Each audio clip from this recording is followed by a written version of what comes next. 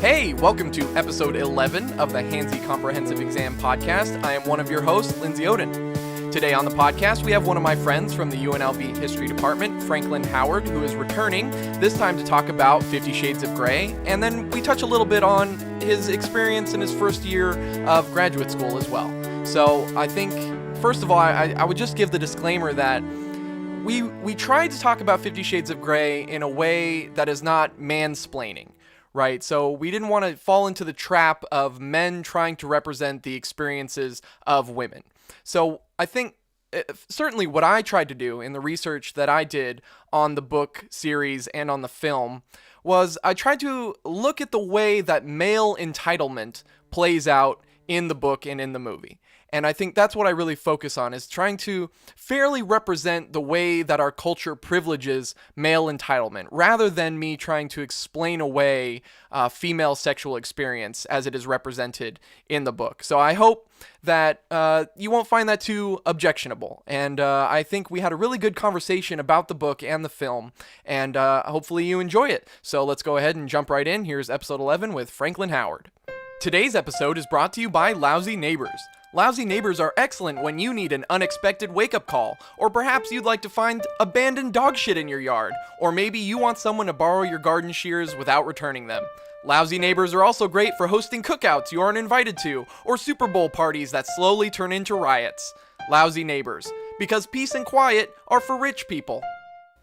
Yeah, that looks good. All right, cool. So let's get started. Hello, I am your host, Lindsay Oden. I'm here today with my friend Franklin Howard. Hi, everyone. Who we've had on the pod before. And today we'll be talking about 50 Shades of Grey. And then once we finish that, we'll talk a little bit about grad school too. And I will give, first of all, disclaimer. I think we are both cisgender men, right? Sure. And so, of course, this podcast will probably have a lot of what we might consider mansplaining. But I think I've done my best in the research that I did to try and do this as a kind of, not objective criticism, because I don't think that exists, but as a kind of criticism of the social structures rather than a criticism of, you know, like, I'm not speaking for women, right? I don't claim to speak for women. Oh, neither do I. Yeah. So I think we're good there. Okay, good. Okay, so there's our disclaimer. So let's go ahead and jump right in. Franklin, why don't you explain a little bit about our topic today? Okay, sure. So we're going to be talking about the basically best-selling phenomenon 50 Shades of Grey, and sort of the issues that the book has, talk about the narrative structure, and talk about sort of the idea of mommy porn and what that really means, or at least as we perceive it to be. Good. And why don't you give us a quick rundown for people who haven't read the book or heard much about it? Could you give us just a brief synopsis? Sure, definitely. And disclaimer, I've only read the first book. It's a trilogy, but in the first book, essentially, you have two main characters, Anna and Christian. Anna is a graduating college senior with a degree in English, and she meets Christian, who is a famous billionaire international business mogul. He's rich, he's mysterious, and he's relatively young as well, right? Yes. Okay. Yes, he's relatively young, very attractive. And they hit it off. Christian, from the minute that he sees Anna, is super enthralled. And through their meeting, Anna finds out that he is into sexual sadism, masochism, as well as sort of bondage and discipline. So the first book is about her trying to negotiate that relationship, whether she can have a relationship with this attractive man who has set these boundaries and tried to define their relationship through a dominant and submissive sort of categories. Okay. So let's go ahead and start. Like, how would you start with your criticism of the book? My first criticism is just sort of the book as a piece of literature. And I'm just going to say that I think one of the major issues, there are sort of two issues with the book that I have. One is the narrative structure, which it follows a pattern of Harlequin novels from the 1960s, 70s, and 80s. And it's a very basic framework. Girl meets guy, guy is dark or mysterious or messed up in some way. Girl tries to rehabilitate and ends up getting transformed in the process. So the book is incredibly formulaic, very predictive, not very engaging. The other issue I have is that the characters are incredibly generic, which is one of the strengths of the book in the sense that readers are able to place themselves and people that they fantasize about within the narrative. But at the same time, it's a big flop because the characters don't develop. They're not really people. You actually don't really get to know the characters at all because they're more archetypes than anything. I right? mean, And that makes them terrible static. archetypes. Yeah. What I read about the book, and this is my disclaimer again, I didn't read the book, but I read what other people had read about the book, like a good historian.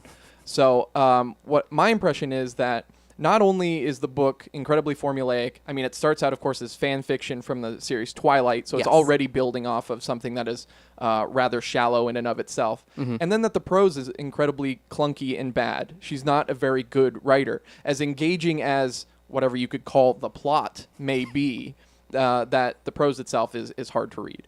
I would completely agree with that. For her audience, something like a teenager or a working woman who needs to get away from the stresses of the world, she can get away with it because they're not going to be nitpicking her grammar or like reading the paragraph going, well, that just sounds weird. Right. But for somebody who is actually going to really look at the book, it's really painful to read sometimes. It needed another editor too. Okay. Well, I mean, if I remember correctly, so the publication history is she starts publishing it online as fan fiction. Yes. She rewrites it and publishes it like I want to say self-publishes, but that's not completely correct. It's published like as an ebook and a print-on-demand book before it is purchased by Random House, where it goes through another edit process and then is published as what we know it as today. Yes. Okay. And so let's talk about the genre. You touched on the Harlequin novels and things. What is the genre criticism that you have for it?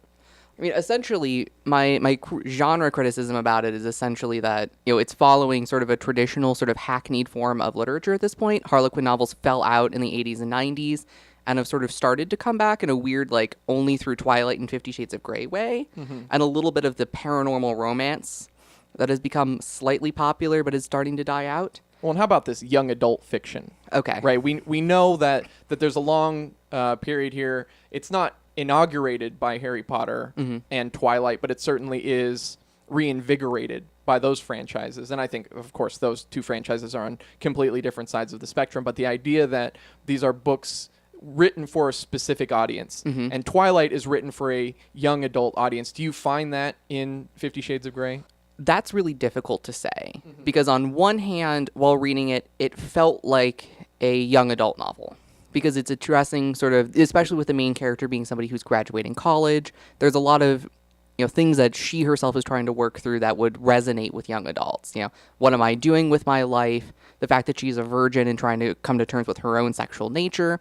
But its content and its messaging is definitely geared toward an older audience. Well, because James herself is a middle-aged woman, and, Yes. and her comment was that this book is part of her midlife crisis. Exactly. So I guess the term that I'm dancing around here is it's been called mommy porn, right? And I think I have a couple criticisms of that term in itself, but I want to hear what you have to say first. My issue with that term is it sort of is used as something that's very joking or condescending. Yes. In the sense that these women who are in their 40s, they've had children, and there are all kinds of studies about how once children enter the relationship, sex in the relationship changes for good or for ill. Psychologists are out on that sometimes. And, they're trying to refine their sexual nature. And one of the ways they're doing it is through this book. And to throw the term mommy porn around as if these women are not able to have a sexual nature or that it is somehow ridiculous for them to be experimenting with themselves in this way, I find very offensive and very troubling. No, I completely agree. I think that's right along the criticism that I had is that it demonstrates, first of all, the rift between critics and audiences. Critics, for the most part, panned this book. Oh, yeah. Right? It received largely negative reviews for just about all the reasons you can think of. On the other hand, it became one of the best-selling books of all time. And that the trilogy itself enjoyed great commercial success is a testament to the rift between critics and audiences on one hand. I think you're completely right about it being condescending. It is. It's to say, and this is to paraphrase an article I read in Entertainment Weekly by Leslie Bennett. She says that women's sexuality is constrained and denigrated by a sexist society that sees women's liberated sexuality as something to be mocked.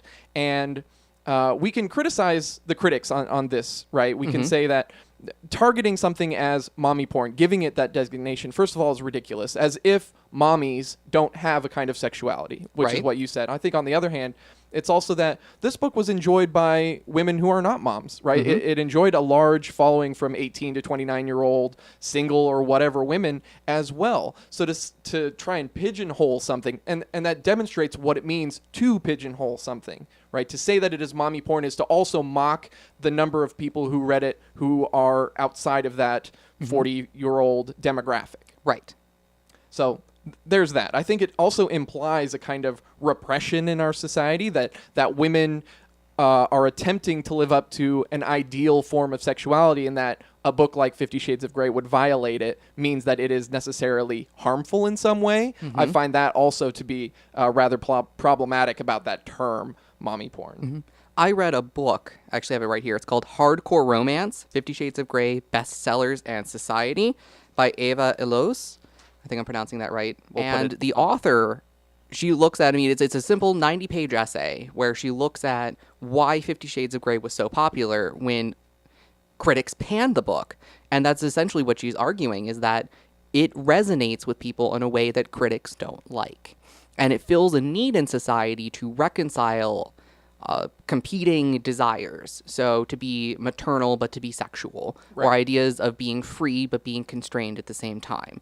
So, it's a way for people to negotiate complicated sexual natures in a way that society is trying to stop them from doing.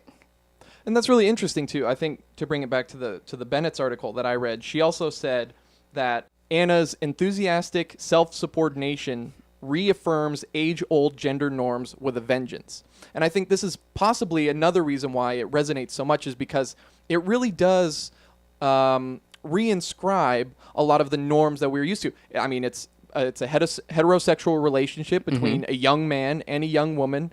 I think they're both always portrayed as white, right? Yes. And he is the masculine aggressor while she is the feminine passive partner in the relationship. It's literally in the contract, right? That she is the submissive. And then the flip side of that is an argument that Hannah Rosen made in Slate, which is that it's Anna's attempt to domesticate Christian, right? To bring him to fix him in many ways, to be maternal, to act as the womanly figure who returns him to a state of mental health, right? Full mental health. And so, I mean, that you can spin off all kinds of implications from that as well. But I guess what I'm trying to say is that it resonates because it's a cultural form that is familiar, and yet it's twisted enough. And not twisted in the demented way, but twisted as in different. It's different enough that it's covert. It seems covert. It's transgressive, but it's only ever transgressive in its appearance, never in its form. Absolutely, I'd agree with that. The relationship is incredibly based on gender norms. They are cisgendered, heterosexual, and the book even throws around homosexuality, particularly male homosexuality, as a joke, as sort of as a foil to what these characters are doing. Right. And what I find very interesting is that Anna has sort of an inner voice that she calls her inner goddess, which is symbolic of sexually liberated feminism, and how the inner voice is at conflict with what she's really trying to do. And I think the inner goddess is the part that I really focused on a lot, because it's her feminism trying to embrace S&M culture but maintain gender roles. Is he sick? Can I fix him? And trying to be all of these things that women are supposed to be in society in this one complicated event. In a few quotes, speaking of the inner goddess, a few quotes that I read, I always thought the inner goddess sounded incredibly infantilized. And like a small girl who was giddy with happiness or giddy about new ice cream or something like that. Just these kinds of infantilizing roles, like her inner monologue is a little girl. Like, that doesn't make much sense to me. Do you agree with that kind of characterization? It depends on the situation. What has been pulled out for ridicule through, places like crack.com and other media sources, that's when her inner goddess is is very infantilized. It is in several instances. At other times, it's a very aggressive, powerful female force, almost matronly, and the way that it's trying to negotiate through her. But I think the fact Anna herself is very much a child in the way that she's negotiated through this relationship. Right. Christian tells her when to eat, when to sleep. She can't handle her alcohol. In the first scene in which she drinks too much and throws up. It was just she can't handle herself because she is a child, and it's related to her sexual inexperience. Well, let's move on then to the second topic, which I've labeled as female liberation. Sure. So take those two terms together as you will. But this idea that she is an emotionally immature person, she's also a sexually immature person, which is, I think, I mean, the fact that she is a virgin to start the book is, I don't know, I want to say revealing about the book's messages here, but I don't think that's the right term. I think the idea that she's a virgin is troubling because it puts her in this archetype of the princess, right? She's the virginal princess who's waiting to be rescued by this sexual dynamo knight in shining armor. I think you're onto something. But when I think princesses, as I was reading this book, I thought of one particular Disney rendition, which is Beauty and the Beast. Belle is, she has an unusual upbringing. She's not like everybody else in the village. And she meets this quote-unquote monster, and she's able to rehabilitate him. Right, and she's rather bookish, right? Just like Anna is. Yes, Anna has a love of British literature, and, Anna and Belle are very good parallels to each other because they both encounter this monster, and their interactions are, they get these monsters to break their roles. The Beast ends up, trying to show love and affection, as does Christian. He breaks a lot of his rules about affection and touching and, abiding by the contract. Right, and then they get married, right? And just that very idea that she has reined him in, that she has tamed him in some way. No, I mean, that's, like I said, I haven't read book 2 and 3, so it could be wildly different. But that's the whole point of the first book, is Anna trying to figure out whether or not she can reconcile her domestic need to raise in society, treat Christian like sort of the child husband and fix him, or whether she needs to walk away. Right, that is the question through a lot of the book is he has had trouble in past relationships because he's found himself to be incompatible with them. And then it's, in many ways, the book is a story of Anna coming to the realization that at the end of the first book, she is incompatible with him.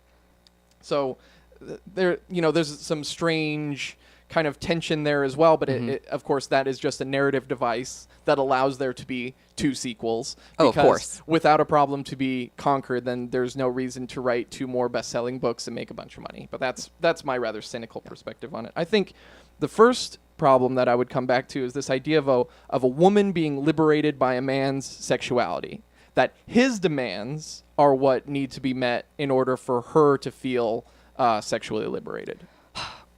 This is when it gets a little bit complicated, because the book has competing messages here. On one hand, Christian is quote-unquote liberating Anna's sexuality by not only, having her give up her virginity to him, but by exposing her to a realm of sexual behavior that is unusual or outside the norm. Right. That is, for all intents and purposes, Anna finds very enjoyable and arousing. The issue is that, if you look at the way that they're trying to mimic SM culture, it is the sexual submissive who has all of the power. On page 400 of the book, Christian writes in an email, "What I think you fail to realize is that in a dom-sub relationship, it is the sub who has all the power." And that's one of the sort of the major negotiating points of the contract, is that Christian says this is about your sexuality, not mine. This is about your experience, not mine. And of course, Anna says it's about both of us together exploring. How altruistic. Well, in the context of the book, I think your cynicism and sarcasm is completely appropriate. Thank you. For the idea, sort of the community that she's trying to represent, it isn't. In Right. something like this, the sub is very much, attempting to explore limits, explore boundaries, explore a sexual side that society has deemed, sinful, unusual, mentally ill. So, in that sense, it's really it's for the sub's benefit that a lot of this happens. Right, and that's why I think some of the criticism of this part of the book, the BDSM part, is well taken, is to say that there are some people who have come out from the BDSM communities, I'll say it plural, Yes. Communities, to say that Anna really lacks the kind of emotional maturity, self-awareness, and communication skills to participate in a relationship like this. And I'm inclined to agree. I shouldn't say of course. I am not part of that community, but I understand, as between me and the partners that I've had, is to say that communication is of the utmost importance, and you have to have a certain level of maturity, which she does not have because she is portrayed as so childlike. Anna's relationship with Christian, particularly their BDSM relationship, is frightening. I mean, that's the only way to explain it as far as I perceive it. There is no communication. First of all, Anna has no experience. All Right. she knows is literally what she looked up on the internet. And he buys her a computer just so she can do that. Great. That's a great research tool. Right. I mean, he's making an effort, in essence, to try to inform her. But the problem is that what she's getting online may not be accurate, may not be what he wants. They just don't have the communication boundaries. And we get into a lot of issues because Anna consents to things that subconsciously she reveals she doesn't want to consent to. Right. It frightens her. She's afraid of what's going to happen. And he smooth talks her into saying yes because she's afraid he's going to walk away. And there's a lot of things that she doesn't want included in the contract because she's done some kind of surface level, examination of some of them. What if she objects to the contract as a principle? Like just the idea of forming a written binding contract between two people. In what ways does she forfeit some forms of consent? What if on Wednesday she doesn't feel like doing some of the things she's consented to in the contract? How dangerous. That's exactly it. Luckily, it seems, I mean, after the end of the first book, the contract gets sort of thrown out the window anyway, because Christian violates so many of his rules with her anyway from the get-go. I mean, he tells her, I won't touch you until you sign this contract, and then 20 minutes later, they're in the bedroom screwing because he's like, well, you're a virgin, and I'm not doing any of this while you're a virgin, so we have to fix that. Well, go goodness. I know, right? So, I mean, the contract ends up sort of getting put into place, but it seems very flexible to me, which is comforting, but still, they don't have the communication for her to really say, like, this is a hard limit, or, like, the answer is no today.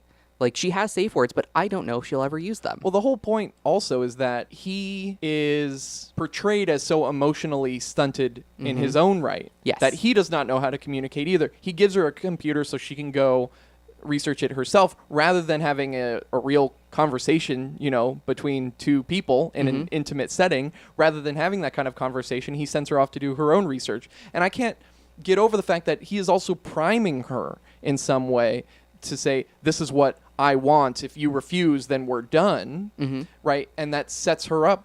Where is the consent in this, in this? So let's talk a little bit about the pathologization, which is something you brought up, and just explain that to us real quick too. Okay, sure. Throughout the book, I noticed a trend, and they were attempting to explain sexual fetishes through a medical/psychological perspective. They've, made it an illness. And they did this through Christian's upbringing in various ways. He reveals that his mother was a crack whore, so he didn't have a good family life. And he revealed that his first sexual experience was with an older woman who was a sexual dominant. So at 15 years of age, he was introduced to BDSM as a sexual submissive. And as he grew up, he realized, I'm really dominant. And he's been essentially living that lifestyle ever since. We don't know how old he is, but I imagine it's been probably somewhere 13 years. You can picture him somewhere between 28 and 30. And he's been living this lifestyle for 13 to 15 years. And that's all he's ever known. Right. So they're placing it, that's why he can't have an emotional relationship. He says, I don't make love, I fuck. Right. Like, I cannot have an emotional relationship because this lifestyle doesn't allow me to, which is problematic He's in broken, many ways. right? Exactly. He's portrayed as being broken, that there was a pure and innocent form that he was before that abusive experience, and then that was changed. That something was taken from him, that his innocence, his purity, his mental health in many ways is taken from him. I think here's another good quote from Hannah Rosenegger. She says, and the message conveyed is that no one would be into such kinky sex unless they were, as Christian says, 50 shades of fucked up. We can already see in the movie where the series is heading. Christian needs a girl with a good head on her shoulders to set him straight and a baby to domesticate him. Yeah, Think about that. No, that's exactly it. Because prior to meeting Anna, he never had what is, quote, vanilla sex. Non-kinky sex. And she exposes him to it. He's admitted that he's starting to have feelings for her, which he's never had with allegedly, like, the 15 submissives he's ever had in his life. And is there ever an explanation for what it is about her specifically? No. Well, of course not, because to give any details takes the character and makes them an individual. The whole point is that I am supposed to be able to put myself in the position of Anna. She focuses, the qualities that are given are things that everybody doesn't like about themselves. She doesn't like her body. She's not as attractive. She's clumsy, which are critiques everybody has about themselves. She is the generic every woman. Right. She's I want to say like the prototypical high school nerd girl, right? That is, as soon as she takes her glasses off, everybody realizes she's a bombshell. Right. That's exactly what it feels like to me here, is that she's the weirdo, right? She's a virgin. She's 21. That's probably pretty weird in our society today. And then she's more attractive than she realizes. Kind of like Bella Swan in the Twilight series. Sure. And that there is an inexplicable attraction that Edward has for her as soon as he sees her, and it's unexplained other than he can't read her mind. Oh no, she's literally a mystery in all facets here, right? And so I don't know. Please continue. I'm getting so frustrated. No, it was a very frustrating book to read. I mean, I sort of had to force myself, and for, you know, the viewers out there, I even tried adding alcohol to the equation at one point just to see if it made it any better. Just to take your consent away, right? I was like, maybe if I'm just imagining, you know, I'm thinking I'm some sort of 40-year-old woman. I have children that I hate. I'm reading this book. Maybe wine will help. And I tried the wine. It didn't help. But all joking aside, I think the way that they portray S&M can be sort of very dangerous in the way that they're not presenting a full picture, in the sense that people who are involved in the BDSM communities largely are not mentally unstable. Communication is beyond important.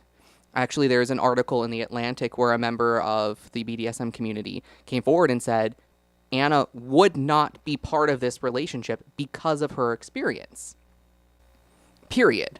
Like, you just don't do that because she's just so naive and she doesn't know what she's getting into. That's how you get hurt. Physically and emotionally, but largely the concern is being physically hurt. Well, let's then, I think, make just one more transition to this idea of abusive relationships, right? This is the kind of relationship that she is engaged in. So I read an article published in the Journal of Women's Health called Double Crap, Abused and Harmed Identity in 50 Shades of Grey by Bonomi, Altenberger, and Walton. And what these people argue is that Anna is the victim of intimate partner violence, that every interaction she has with Christian is emotionally abusive. And then he shows a lot of symptoms of an abusive relationship. He's a stalker. He intimidates her. He isolates her. He uses alcohol to take away her consent, like we've talked about. And then in a lot of forms, Anna shows the classic signs of being an abused woman, including having an altered identity, right? This is what people are saying about the book, and I want to get your perspective on this abuse characterization as well. While I was reading the book, in the middle of the book, you don't get that impression. It was sort of one of those, like, I could feel something was off because I wasn't very comfortable with it. And it wasn't really until the end of the book that I sort of realized that she's essentially a battered woman. And that's not, I don't think that was clearly not the direction E.L. James was going with it. But her understanding of this lifestyle and sort of what people do in it is sort of muddied the waters. She was trying to show what she considered to be sort of a person moving into the S&M lifestyle, and what she actually got was a woman who's been entered into an abusive relationship. Right. And he's emotionally manipulative at every turn, and I think this is only empowered by this notion that she's a virgin, she's immature, she's childlike, and he is experienced, and he knows what he has to do to manipulate her into becoming submissive to him. That's the whole point, right? That's the word that keeps getting tossed around, is that she is the submissive, and he has to convince her to submit to him. And it's all manipulation from the start. No, absolutely. One of the interesting things about the relationship is that Christian will give her little pieces, little bits of praise. I like it when you defy me. And so Anna's, it empowers her very briefly until, she does something like roll her eyes, which he finds distractive, and it makes him punish her. It's all based around this idea that you make your own choices. If you behave the way I tell you to, things will be fine. I reward you. If you behave in a way I don't like, I will punish you. Right. And he showers her with gifts, the classical, positive reinforcement to say, like, ooh, you did something I like, here's a gift. Oh, you did something bad, here's punishment. Right. This very classical examples of these things. Yeah, and he has even inserted himself into her family life. Right. She was on vacation visiting her mother, and he just magically shows up. So, and of course he's this, call it, 28 to 30-year-old billionaire, so he's suave, he's sophisticated, just sort of shows up, charms her whole family, and walks away. As far as they're concerned, she's met the best man on earth. No one will believe her. Right. That's another excellent example. We can find numerous examples of women who finally report their significant other as being abusive, and then authorities not believing them until it's too late. On top of that, he forces her to sign a non-disclosure agreement. Right. Right from the beginning. She cannot reveal anything about him. It's right there. It's literal. In many cases, it's just a literal manifestation of her powerlessness. Exactly, powerlessness. Do you have another topic you want to talk about? I think we've exhausted all the research that I did. Okay. Essentially, what it really boils down to for me, and sort of where I'll sort of start wrapping this up, is just the issues with representation. Okay. And I've sort of hinted at it throughout this whole thing, is that the way that they discuss and understand S&M is incredibly dangerous. And I'm fearful for the preteens, or even the women, the mature women who are saying, I want to try this, but aren't going about it the right way. There was a story published in the Huffington Post that coincided, I can't remember the exact date, but coincided with the release of the book and the movie. And it was done anonymously about a woman who entered into the S&M world much like Anna does in the book. And she reported how she ended up, emotionally, she was exhausted and came to a breaking point. And physically, it was very, very injured because she didn't know her limits and didn't understand limits. In the sense that, there's this idea that the man or woman or person in between who is the dominant is in charge. It's their law, without really realizing that it's like, I have the power. Right. The power to say no in many instances. Which is the ultimate power in that kind of dynamic. To say, no, stop. Because the way it works is you say the safe word, it stops on a dime. Right. And there's just so much psychologically that's going on that's not getting represented. Because after a scene, there's always what is called aftercare, which is there's a lot of touching, comforting touch, soft voices, because these things are very psychologically and emotionally trying. You're going up and down constantly. And so there's this period of sort of aftercare to rehabilitate the submissive after this moment. And it's to build that emotional bond between the two. Because what people, I guess, to put it very bluntly, is you're asking somebody to beat the shit out of you. Right. And you have to trust that person, and that's not coming through in this book. And that's what freaks me out. And the act of asking someone to do it is, it's not just consent, it's something else. It's beyond. Right. It's beyond. And so I think the debate here is on which side of the fence of consent is Anna on. Is she being deprived of consent in some way, or is she consenting? Which is a different conversation than consenting or asking for something more. Right. Right. Which is, I think, if we're representing her on this spectrum here, she's at the far side, possibly being deprived of consent, whereas you're talking about a safe and healthy BDSM relationship would include the submissive person asking for more. Exactly. I think that that might put just a great bow on the conversation. I would agree. I think if I was to summarize real quick, I think we can defend the genre as a whole, right? Because this book enters into a very long and established discourse, right? That's what we're always saying. It's entering into a long and established discourse, and that we can defend the genre, which, by the way, according to Forbes, has a 91% female readership. Right? So we can defend the genre, and we can defend the kinds of liberatory discourses about female sexuality in many forms. We can defend those things, but we can also, and in that way, criticize the critics of the book on those grounds. We can say that the genre itself is legitimate, back off. Right? The genre itself is more popular than other genres like science fiction. Of course. Right. So we can defend the genre in that way and criticize the critics who have wrongly targeted the book on those accounts. But we can also, I think, safely, as we've done several times here, we can criticize the book itself without attacking the genre or attacking women's lib, writ large in some way. Exactly. That's great. Let's do a commercial break, And when we come back, we'll talk a little bit about grad school. Sure. Hey, it's Lindsay here at Intermission. You can follow me on Instagram and Twitter at ScreaminVegan. Follow Hannah on Instagram and Twitter at hands_labyrinth.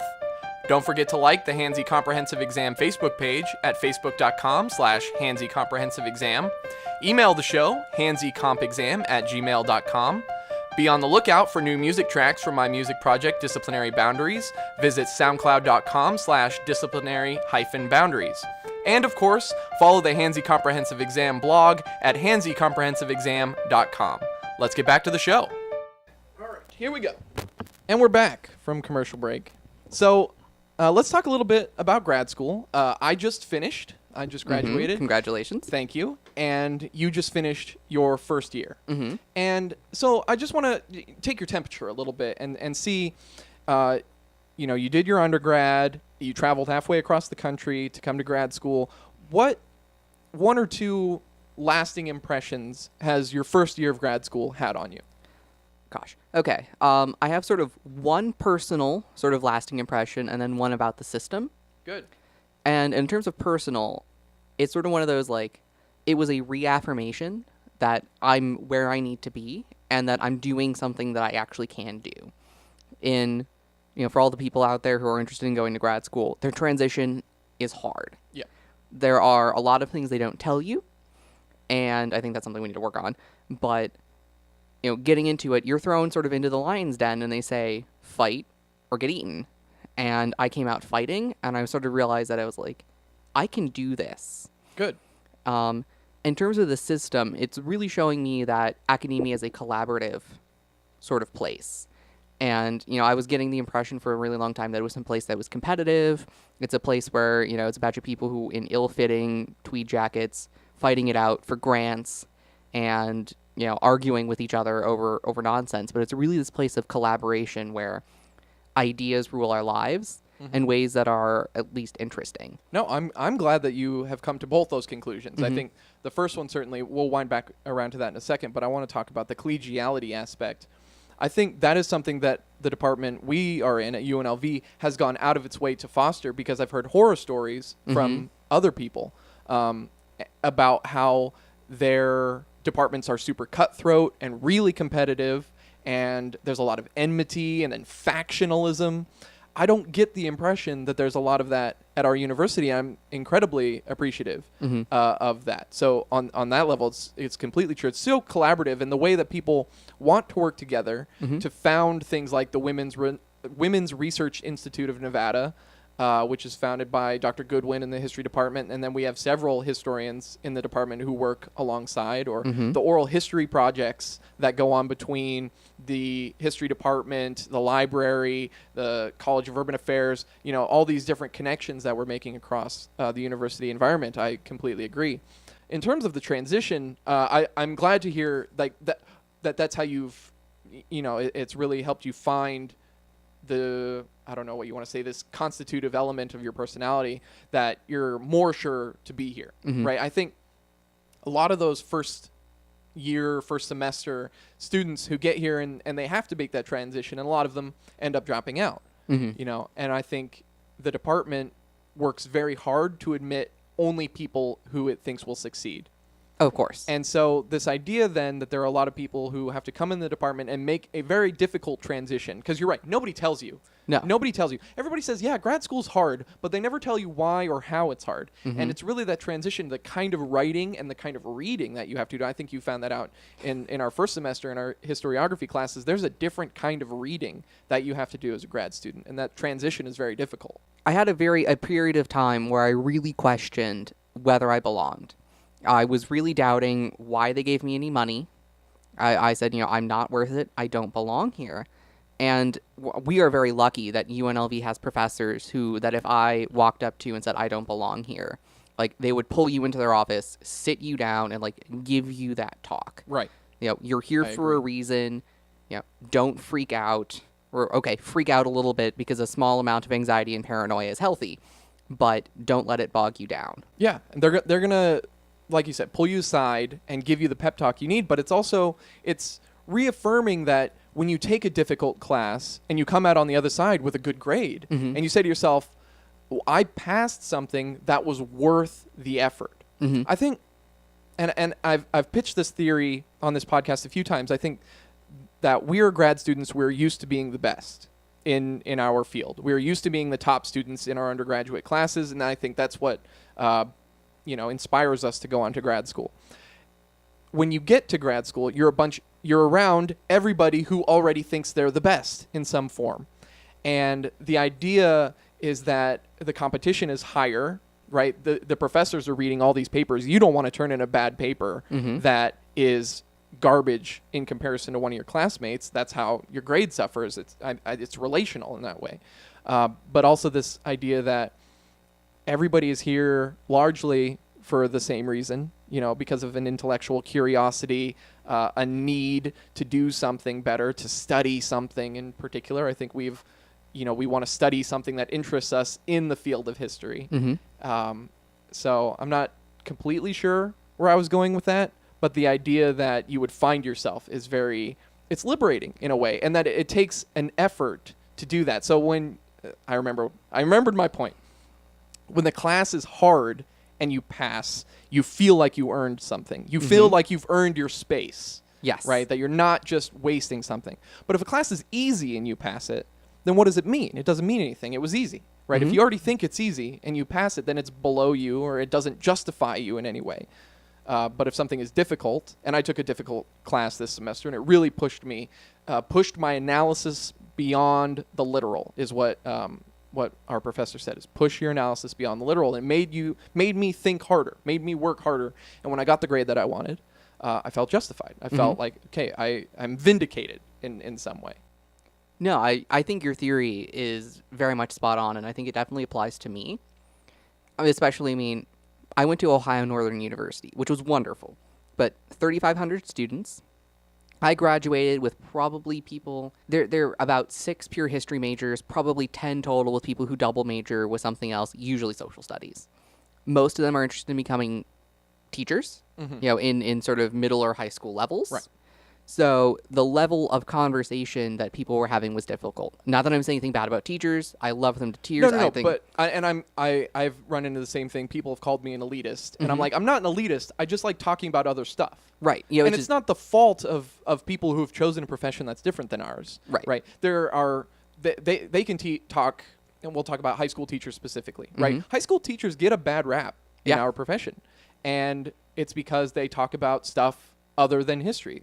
If you're interested in educational methods, if you're interested in something else, those are things I have almost no expertise on. Right. And if that's what you want to talk about, and I can't talk about them, it's not our fault that we don't communicate on the same plane. I'm just on a different plane. It's not a higher plane. It's a different plane. Right. And also there's sort of the way that high school teachers have to teach according to a standard narrative that as academics we have purposely divorced ourselves from and ridicule on a daily basis. Yeah, absolutely. We attack those kinds of narratives almost as a prerogative for our own existence. Right. And we forget that in order to rebel, somebody has to teach the kids what they're rebelling against. So, I love teachers, and I think just coming from a place where it was very centered on education, getting people ready to teach those narratives, coming into grad school, I was sort of big fish, small pond, especially with my research. Nobody in my department did anything related to gender and sexuality, so everything I produced was a gem. Right. It was eye-opening. It was, oh my gosh, this needs to go to publication. And then, I showed Dr. Gallo my senior writing project, which, got accolades out the wazoo at Ohio Northern, and everyone was talking about it. Dr. Gallo looked at it and said, well, it's okay. Yeah. But, she let me down very gently in sort of it's fantastic that you got this far without having any academic help and having no idea that there's a large amount of historiography that already exists. You're not really doing anything terribly new here, but you need to consult, these 30 or 40 various sources. And I went, huh. Well, it's and not to denigrate Ohio Northern, but it's kind of like, welcome to real academia. And that's exactly what it was. And then you can say that probably that's what people at Harvard say about us. And that's fine. That's fine. But you said 3,500 students at your school, and then you come to UNLV, which has 26,000. Yeah. Oh, yeah. And I had a similar transition. I came from the University of Idaho, which has, I think, 11,000 students. So UNLV is more than twice as large as where I came from, and we had a very small history department as well. And not to say that I didn't feel challenged, because there were certainly challenging aspects of my undergraduate history classes, but, and I didn't always get the best grades. That's another thing. I probably didn't have a very good history GPA when I got here, but at the same time, I knew any class that I tried hard in, I would get an A, very easily. But then I come here, and those A's are a little more challenging. You really got to go after them. And I think that's another interesting aspect of the transition. Definitely. When I'm hoping no professor of mine from Ohio Northern ever hears this podcast, their classes really weren't difficult. I breezed through. I graduated with like a 3.96, 3.97 overall cumulative GPA, 4.0 in history. Like, part of it was just I was naturally geared toward the kind of things that you do in history. Right. That kind of memory recall. So all I had to do, I hardly read in undergrad. All I did was sit and listen to the lecture, and I can spit it out in an essay. So I really didn't have to try very hard.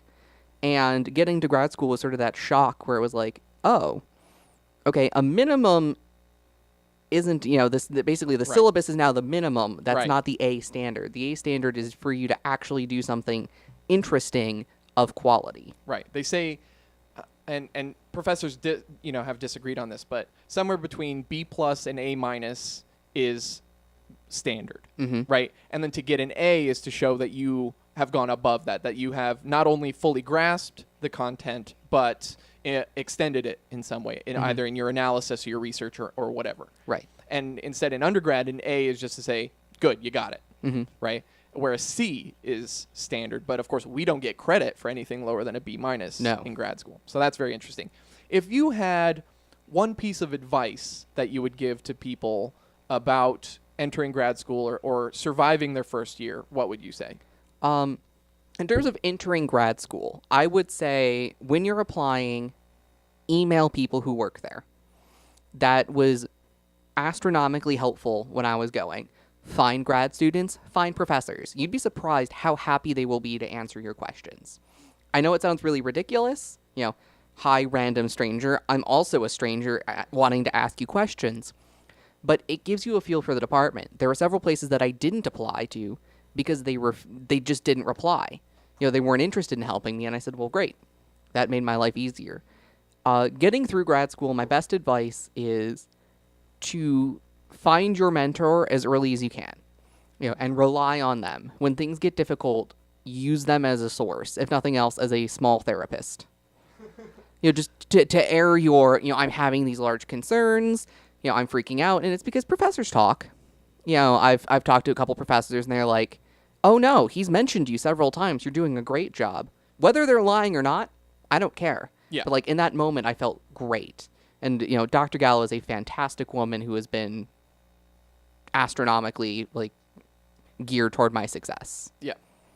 Yeah, and I completely concur on both counts. The idea that you would reach out to people in other departments just not only to find out what their interests are, if they're interested in helping you, if there's room in their schedule to accommodate your studies, to serve on committees, things like that, before you even apply. Because sending an email is free, sending an application fees is not. Right. So that's part of it. That's certainly part of it. But it also helps them remember your name. Oh yeah. If they're on the committees, for letting people in, if they're on the committees and they recognize your name and they've spoken to you perhaps, and maybe they're already familiar with your research, or you've communicated with them in some way, that's going to help you get in as well. And that can't be understated. The other thing, as far as finding your mentor, I think is first of all, you can have several mentors in the department. I think the idea of having a graduate committee is really important, because I think there were at least two people, Dr. Gallo and Dr.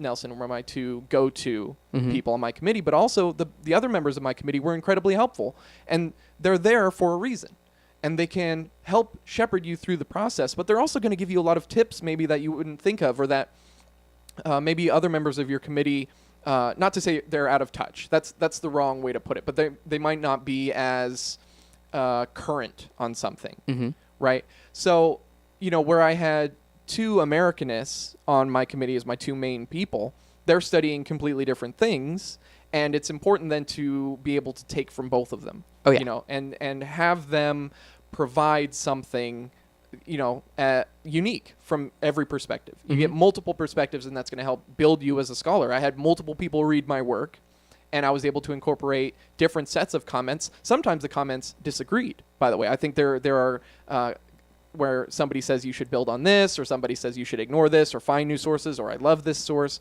right? Different kinds of comments, and you can take that because that's how real life is. When you submit for publication, different journals are going to want different things. You're going to get back different feedback. You're going to go to conferences that are geared towards different kinds of scholars, and you're going to get different questions, right? So it's helpful then to find people in the department that can provide you with a kind of primer for that experience. Well, like I said, this is a collaborative thing. Yeah. Not only in terms of scholars sharing their work, but you growing up and developing, or even our work. When I write a research paper, I don't really look at it as I'm creating something new. I think about it might seem rather silly, but I think about it like an assemblage piece. What happens when I take things and I stick them together? What happens? Sometimes it's a major flop, and I go, that was weird. Yeah, I've done that. Where you take a theoretical perspective and you try and, interpret something else historiographically in a new way, and it turns out kind of weird, and you get that feedback like, I don't know if this is really necessary, but you're right about the idea of taking something and producing it, right? Yeah, no, I mean, it's just sort of one of those things where it's not. I'm realizing, and I hope I can impart to people who are listening and also my future students, that this field is no longer just a batch of sort of elderly people scrolling through archives, finding gems, and publishing books. It's about this large discourse between people who are interested in the same things. Even if I may not be super interested in like environmental history, their research is impacting me, I'm impacting their research, and there's still a dialogue. Right. Well, and I think people forget, too, when they get really harsh criticism on something, that our professors want us to succeed. They want us to do better. And for a few reasons. I think one of them is the way it reflects on the department. Right. If we produce graduates who don't produce good work, that makes our department look worse.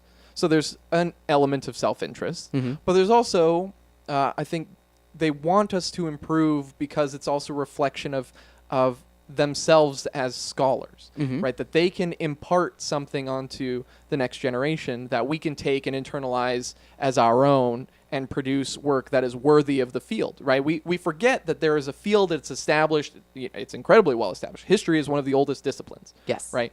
And of course, we're entering into a continuing discourse. It's very old, and there are certain standards that we have to meet. And where I think those standards should be continually challenged, and I think they have been.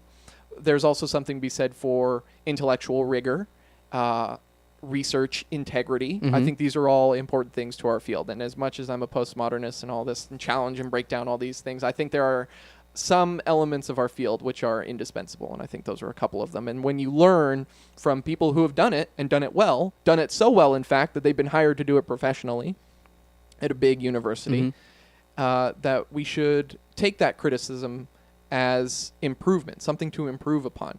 These professors don't want us to fail. No. And we can't forget that. Right.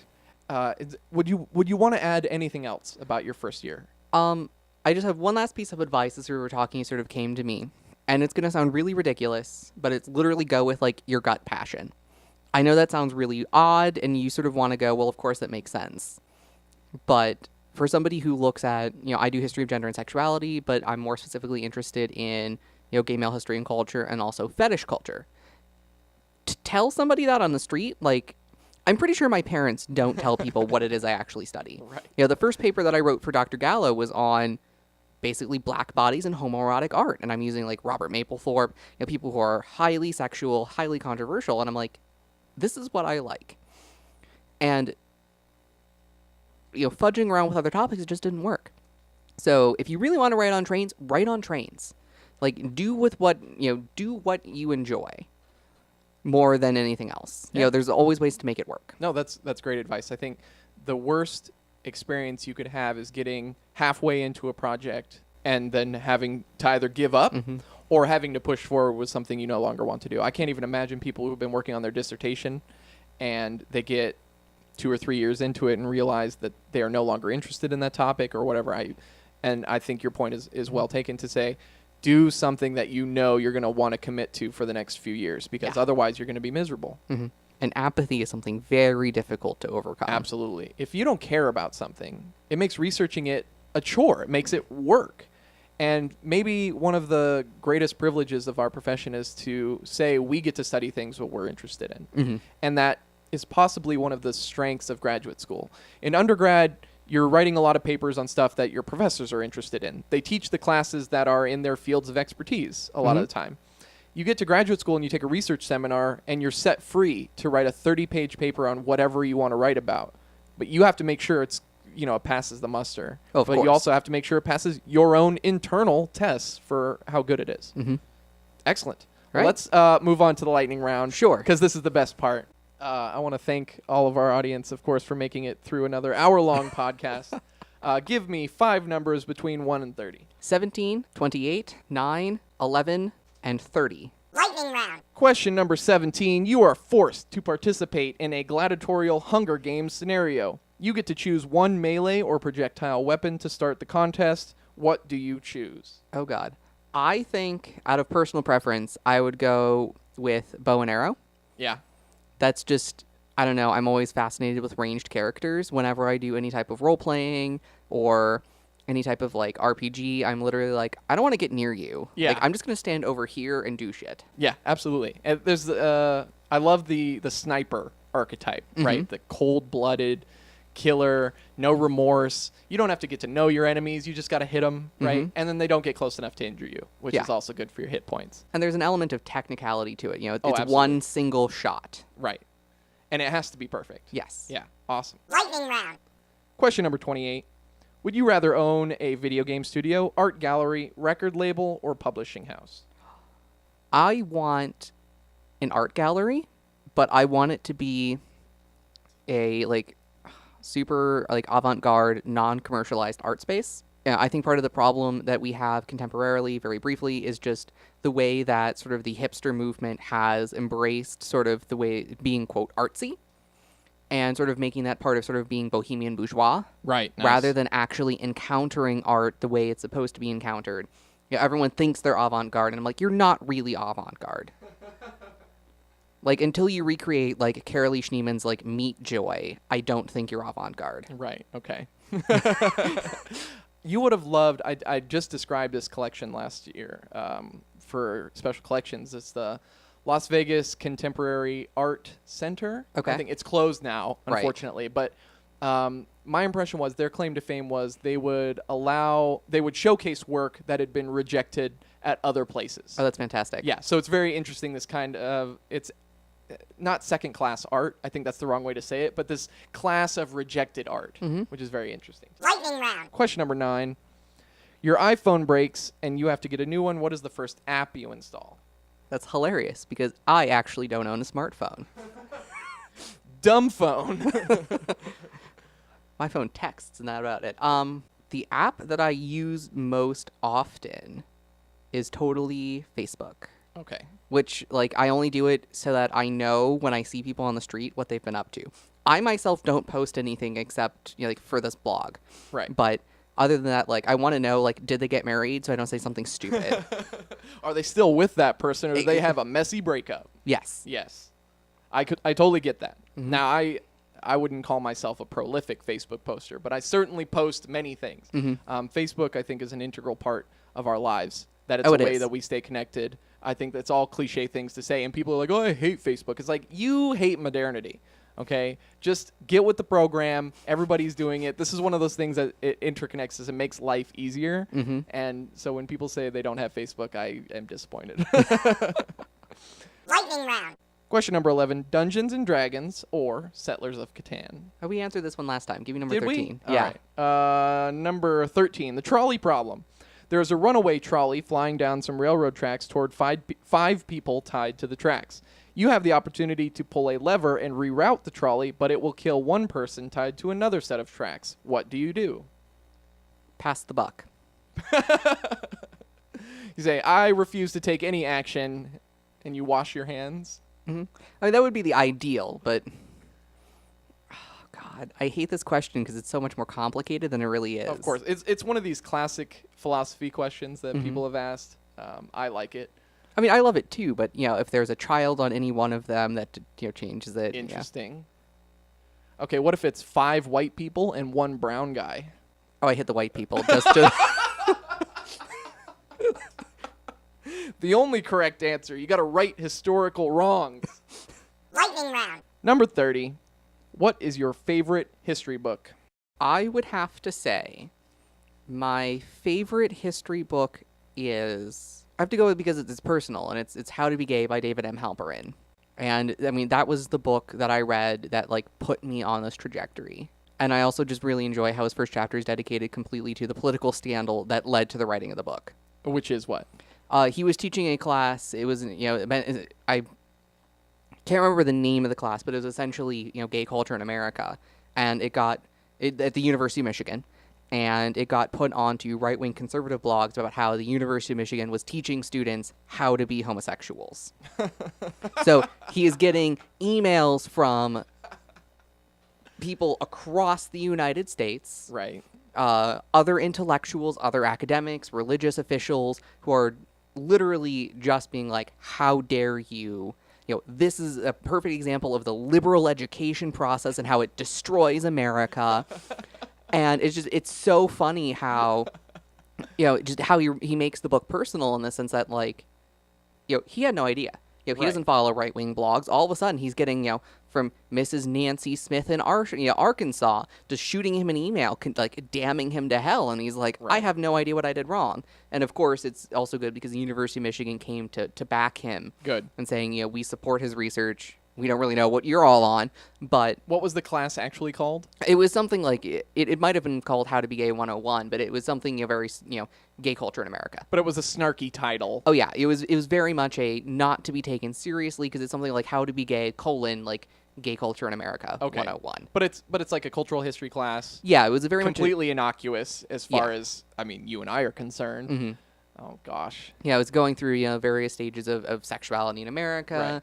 Where was gay culture born? The liberation movement, famous figures. All these things that are important in history. Right.